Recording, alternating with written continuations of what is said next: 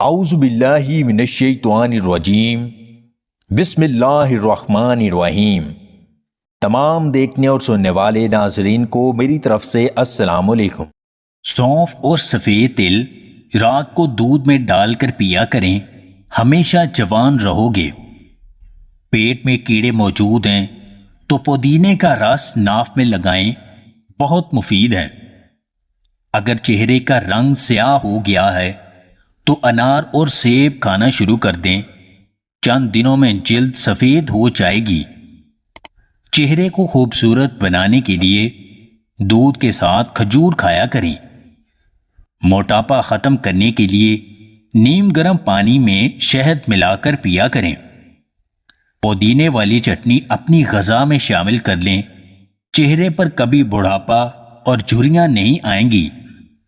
بادام کا تیل بالوں میں لگانے سے بال لمبے اور صحت مند ہوتے ہیں۔ چنے کی دال کا سالن کھانے سے جسم کے پٹھے اور گوشت مضبوط ہوتا ہے۔ خراٹوں کو ختم کرنے کے لیے سونے سے پہلے پودینے کے پتوں کو سونگھ لیا کریں۔ بادام کا تیل ہونٹوں پر لگانے سے ہونٹوں کی خشکی ختم ہوتی ہے اور ہونٹ گلابی ہو جاتے ہیں۔ اگر زکام سے آرام نہ مل رہا ہو تو ابلے انڈے پر شہد لگا کر کھایا کریں، بہت مفید ہے۔